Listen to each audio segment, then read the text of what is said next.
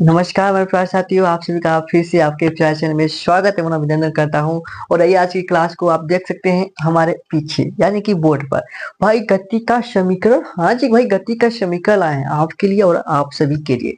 ठीक है, तो चलिए आज की क्लास को स्टार्ट करते हैं। एक बार शानदार तरीके से सभी लोग भाई अपने दोस्तों के साथ ये वीडियो जरूर शेयर करेंगे। तो भाई गति का समीकरण जो है आपका तीन समीकरण होता है, कहेंगे पहला समीकरण, दूसरा समीकरण और तीसरा समीकरण। ये तीन समीकरण होते हैं और इन तीनों समीकरणों को सॉल्व करेंगे यानी कि फार्मूला को, डेरिवेशन को क्या करेंगे, सिद्ध करेंगे।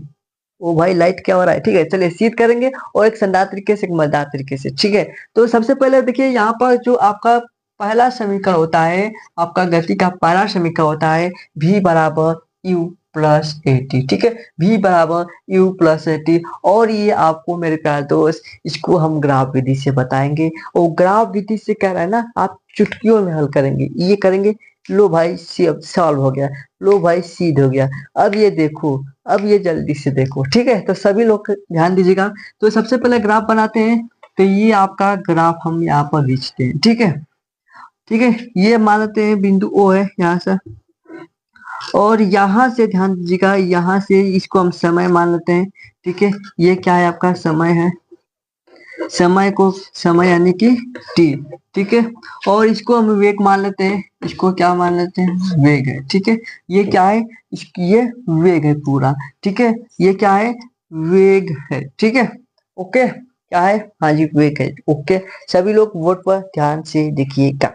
ठीक है, मान लेते हैं मेरे प्यारे दोस्त टी बराबर 0 समय अंतराल पर, मान लेते हैं कि टी बराबर 0 समय अंतराल पर किसी वस्तु या किसी कण का प्रारंभिक वेग u है। मान लेंगे कि t बराबर 0 समय अंतराल पर किसी वस्तु का प्रारंभिक वेग क्या है, u है।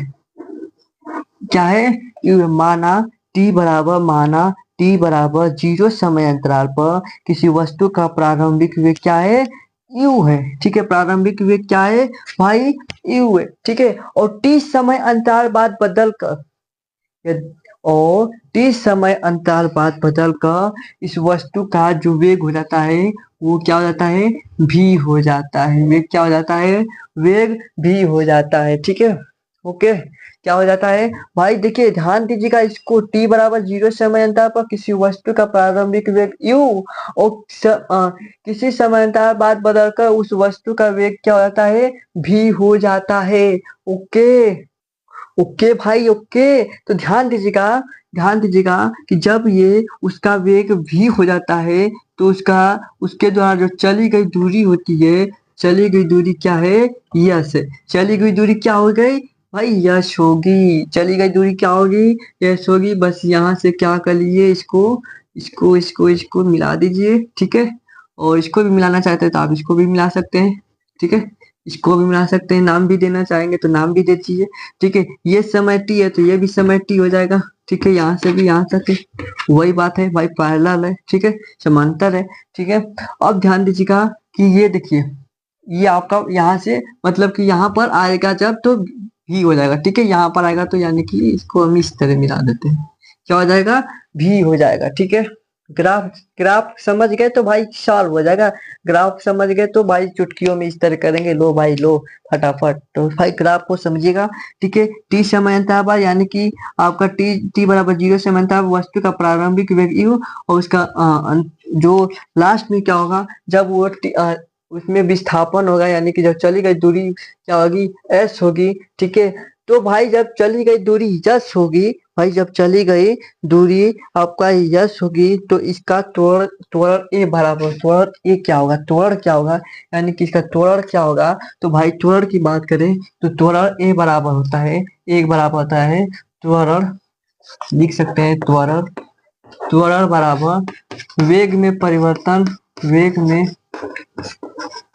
परिवर्तन बटे समय अंतराल, समय, समय, चलिए वेग में परिवर्तन बटे में समय होता है। ठीक है, तो त्वरण ए बराबर, त्वरण को किससे दर्शाते हैं, ए से दर्शाएंगे।